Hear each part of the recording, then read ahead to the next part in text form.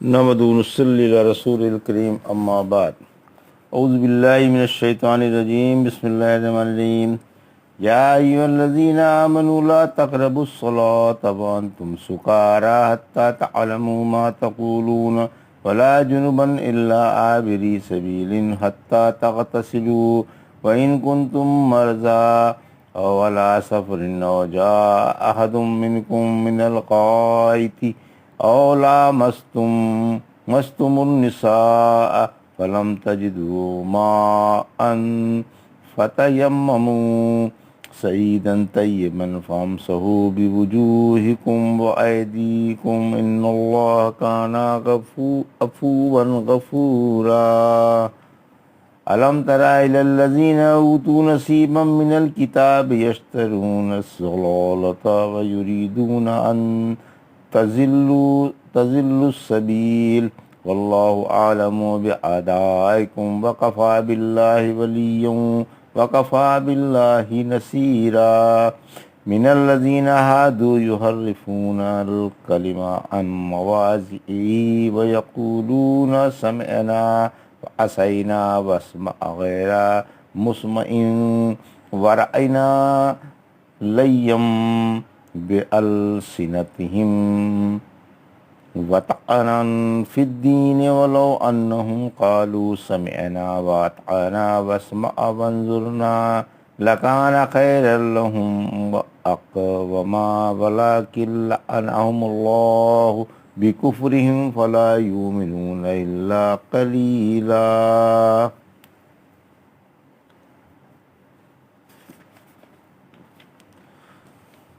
ابھی آپ نے سورہ نساء کی آیت 43 سے 46 کی تلاوت سماعت فرمائی۔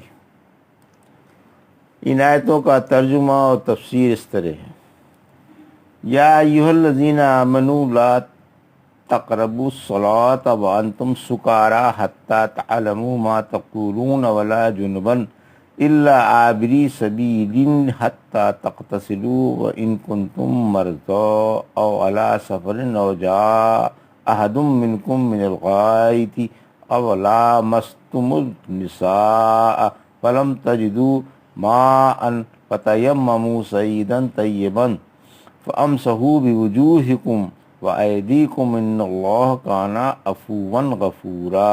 آیت 43 ترجمہ: اے ایمان والو، نشے کی حالت میں نماز کے پاس بھی نہ جاؤ جب تک جو کچھ تم کہہ رہے ہو اسے سمجھنے بھی نہ لگو، اور نہ حالت جنابت میں، یہاں تک کہ تم غسل کر لو۔ ہاں، بے وقت ضرورت مسجد سے گزر سکتے ہو، اور اگر تم بیمار ہو یا سفر میں ہو یا تم میں سے کوئی قضائے حاجت سے آیا ہو یا عورتوں سے مباشرت کی ہو، پھر تم پانی نہ پاؤ تو پاکیزہ مٹی کا قصد کرو اور اپنے منہ اور ہاتھوں پر ہاتھ پھیر لو۔ یاد رکھو اللہ معاف کرنے والا اور بڑا بخشنے والا ہے۔ یہ ترجمہ تھا آیت 43 کا۔ اس آیت کی تفسیر: حالت سکر و جنابت میں نماز کی اور مسجد میں جانے کی ممانعت۔ مومنوں کو نشے کی حالت میں نماز پڑھنے سے منع کیا جا رہا ہے، کیونکہ نشے میں آدمی کو اپنی حالت اور اپنی بات کا بھی ہوش نہیں رہتا اور کوئی بات سمجھتا بھی نہیں۔ اسی طرح حالت جنابت میں مسجد میں جانے کی ممانعت ہے، کیونکہ مسجدیں نماز کے لیے ہیں اور مقدس مقامات ہیں۔ البتہ اگر مسجد میں ٹھہرے بغیر اس سے گزر جائے تو کوئی حرج نہیں۔ یہ حکم حرمت شراب سے پہلے کا ہے، جیسا کہ حدیث میں ہے کہ آپ نے سورہ بقرہ کی آیت نمبر 219 پڑھی۔ اس پر عمر رضی اللہ عنہ نے دعا کی کہ اے اللہ شافی بیان اتار۔ پھر جب یہ آیت اتری تو اب بھی عمر رضی اللہ عنہ نے دعا مانگی کہ اے اللہ شافی بیان اتار۔ صحابہ رضی اللہ عنہ اوقات نماز میں شراب نہیں پیتے تھے۔ سورہ مائدہ کی آیت 90-91 میں جب فرمایا اب ہم باز آئے۔ ایک حدیث میں ہے کہ جب نساء والی آیت یعنی یہ آیت اتری تو رحمت عالم صلی اللہ علیہ وسلم کا منادی نماز کے وقت اعلان کر دیا کرتا تھا کہ نشے والا شخص نماز کے قریب نہ آئے۔ سعد رضی اللہ عنہ فرماتے ہیں میرے بارے میں 4 آیتیں اتریں۔ ایک دفعہ ایک انصاری نے مہاجرین و انصار کی دعوت کی، اس مجلس میں ہم سب نے کھانا کھایا اور شراب بھی پی، پھر جب ہم نشے میں چور ہو گئے تو اب لگے بڑ ہانکنے اور اپنی برتری جتانے۔ اتنے میں ایک شخص نے آ کر اونٹ کے جبڑے کی ہڈی اٹھا کر سعد کی ناک پر ماری، جس سے ان کی ناک زخمی ہو گئی۔ یہ واقعہ حرمت شراب سے پہلے کا ہے۔ پھر یہ آیت اتری، پھر فرمایا نماز کے پاس نہ جاؤ جب تک تم میں سمجھ نہ پیدا ہو جائے۔ مخمور کی تعریف میں یہ بہترین قول ہے کہ وہ سمجھ سے محروم ہوتا ہے، اسے یہ بھی ہوش نہیں ہوتا کہ وہ کیا کہہ رہا ہے۔ مخمور قرات میں گڑبڑ کرتا ہے، اس میں غور و فکر اور خشوع و خضوع کی صلاحیت نہیں رہتی۔ رحمت عالم صلی اللہ علیہ وسلم نے فرمایا اگر کسی کو نماز پڑھتے ہوئے اونگ آنے لگے تو وہ سو جائے جب تک اسے یہ معلوم نہ ہونے لگے کہ وہ کیا کہہ رہا ہے، یعنی اونگ کی حالت میں نماز نہ پڑھی جائے تا وقت یہ کہ پورے طور سے نیند چلی نہ جائے۔ اس حدیث کے بعض ترک میں ہے شاید وہ استغفار کرنے لگے یا اپنے آپ کو گالی دینے لگے، کیونکہ اونگ میں کیا خبر کیا کہہ رہا ہے، اور استغفار کر رہا ہے یا اپنے آپ کو برا بھلا کہہ رہا ہے۔ پھر فرمایا غسل کرنے سے پہلے جنابت کی حالت میں نماز کے قریب نہ ہو، البتہ مسجد سے گزر سکتے ہو، ٹھہر نہیں سکتے۔ ابن عباس فرماتے ہیں جنابت کی حالت میں مسجد میں داخل نہ ہو، البتہ گزر سکتے ہو، بیٹھ نہیں سکتے۔ صدیقہ تعالیٰ فرماتی ہیں مجھ سے رسول اللہ صلی اللہ علیہ وسلم نے فرمایا مجھے مسجد میں سے مصلی اٹھا دو۔ میں بولی میں ایام میں سے ہوں۔ فرمایا حیض تمہارے ہاتھ میں نہیں ہے، اسی کی روح سے حیض والی عورت مسجد سے گزر سکتی ہے اور نفاس والی بھی اسی کے حکم میں ہے۔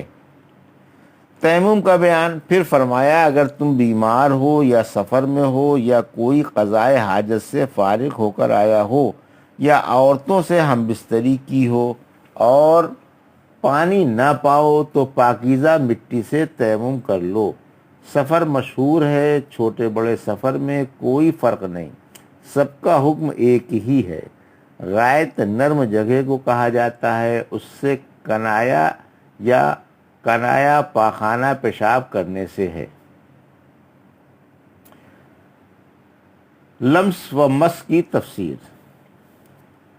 ملامسہ سے جمع مراد ہے، جیسا سورہ بقرہ کی آیت 237 میں مس سے جمع مراد ہے۔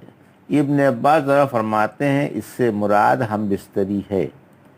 تیمم کے لیے پانی کا تلاش کرنا شرط ہے۔ پھر فرمایا اگر تمہیں پانی نہ مل سکے تو پاک مٹی سے تیمم کر لو، یعنی پانی تم کو تلاش کرنے کے باوجود بھی نہ ملے تو تیمم کر لو۔ رحمت عالم صلی اللہ علیہ وسلم نے فرمایا ہمیں لوگوں پر 3 باتوں میں فضیلت ہے، ہماری صفیں فرشتوں جیسی صفیں ہیں، ہمارے لیے تمام زمین سجدہ گاہ ہے اور اس کی مٹی ہمارے واسطے پاک ہے جبکہ ہمیں پانی نہ ملے۔ حق تعالیٰ نے پانی کے لیے مقام احسان میں مٹی کی تخصیص فرمائی، اگر کوئی اور چیز اس کے قائم مقام ہوتی تو بیان کر دی جاتی۔ ایک حدیث میں ہے کہ پاک مٹی مسلمانوں کو پاک کرنے والی ہے اگرچہ 10 برس تک اسے پانی نہ ملے، پھر جب پانی مل جائے تو غسل یا وضو کر لینا چاہیے کیونکہ یہ بات اس کے لیے بہتر ہے۔ تنعت انتہائی پاک مٹی کھیت کی مٹی ہے۔ تیمم کی کیفیت، پھر فرمایا ہاتھوں کو منہ پر اور ہاتھوں پر مل لو۔ تیمم پاک کرنے اور رفع حدث میں وضو کا بدل ہے، وضو کے تمام اعضاء میں بدل ہے نہیں۔ بالاتفاق منہ اور ہاتھوں پر ہاتھوں کا پھیرنا کافی ہے۔ سورہ مائدہ میں فرمایا فَأَمْسَحُوا بِوُجُوهِكُمْ وَأَيْدِيكُمْ مِنْهُ، یعنی اس سے اپنے چہرے اور ہاتھوں پر مسح کرو، اور یہاں اس آیت میں فرمایا اسے اپنے منہ اور ہاتھوں پر مل لو۔ یاد رکھو اللہ معاف کرنے والا اور انتہائی بخشش والا ہے۔ تیمم کا جواز اس کے معافی اور بخشش ہی کی وجہ سے ہے کہ اس نے پانی نہ ہونے کی صورت میں نماز پڑھنے کی اجازت دی تاکہ دین میں فراخی رہے۔ اس آیت کریمہ میں حیت ناقصہ کے ساتھ نماز پڑھنے کی ممانعت ہے، خواہ نشے کی حالت میں ہو یا ناپاکی کی یا حدث کی، جب تک ہوش میں نہ آ جائے یا غسل نہ کر لے یا وضو نہ کر لے۔ ہاں اگر بیمار ہے یا پانی نہیں ملتا تو حق تعالیٰ نے اپنی رحمت و شفقت سے تیمم کی رخصت دے دی تاکہ دین میں تنگی نہ رہے۔ الم تر الی الذین اوتوا نصیبا من الکتاب یشترون الضلالۃ ویریدون ان تضلوا السبیل، آیت 44۔ واللہ عالم باعدائکم وکفی باللہ ولیا وکفی باللہ نصیرا، آیت 45۔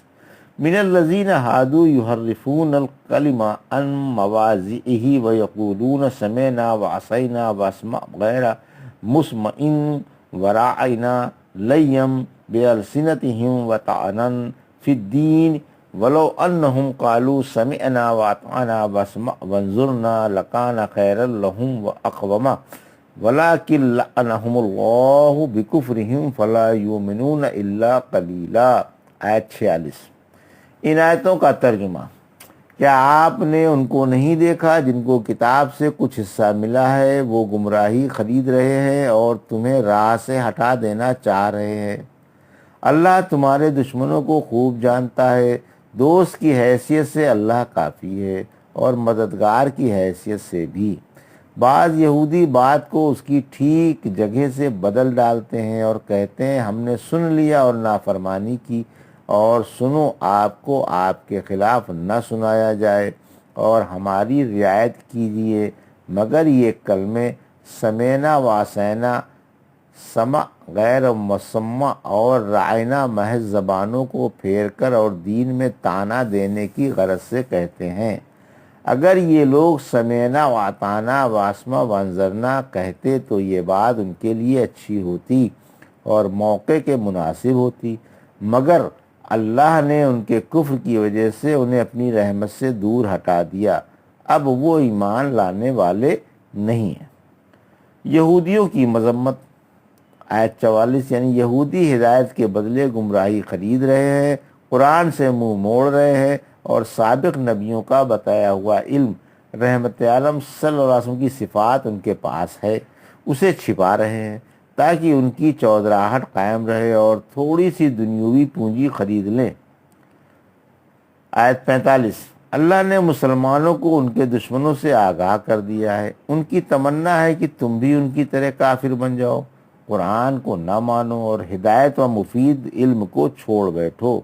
اللہ تمہارے دشمنوں کو خوب جانتا ہے اور ان سے تمہیں ہوشیار کرتا ہے کہ خبردار ان کے دھوکے میں نہ آ جانا۔ اللہ اس کا دوست ہے جو اس کی پناہ لے اور اس کا مددگار ہے جو اس سے مدد مانگے۔ آیت 46 کی تفسیر: یہودی تحریف کے عادی ہیں، یعنی یہودی اللہ کے کلموں میں تحریف کرتے ہیں، اللہ کی مراد کے مطابق تفسیر نہیں کرتے، دیدہ دانستہ اللہ پر جھوٹ باندھتے ہیں اور معنی بدل ڈالتے ہیں، کہتے ہیں کہ محمد صلی اللہ علیہ وسلم ہم نے آپ کی باتیں سن لیں لیکن مانتے نہیں۔ لفظ رائنا کی تفسیر بقرے میں بیان ہو چکی ہے۔ پھر فرمایا اگر یہ لوگ یہ کہتے کہ ہم نے آپ کی باتیں سن لیں اور مان لیں، آپ ہماری بات سنیے اور ہمیں بھی دیکھیے، تو یہ ان کے لیے بہتر اور عین مناسب تھا، لیکن اللہ نے ان کے کفر کی وجہ سے ان پر پھٹکار ڈال دی، ان کے دل بھلائی سے ہٹا دیے، اب ان میں ایمان کی رمق بھی داخل نہیں ہوتی جو انہیں فائدہ پہنچائے۔ وَقَلِيلًا مَا يُؤْمِنُونَ، یعنی صرف چند سلیم الفطرت ہی ایمان لائیں گے، غرض یہ نفع بخش ایمان لانے والے نہیں، غرض یہ کہ نفع بخش ایمان لانے والے نہیں۔ یہ تھا ترجمہ اور تفسیر سورہ نساء کی آیت 43 سے 46 کا جو ابھی آپ نے سماعت فرمائی۔ بارک اللہ لی ولکم فی القرآن الحکیم ونفعنا ایاکم بالآیات الذکر الحکیم.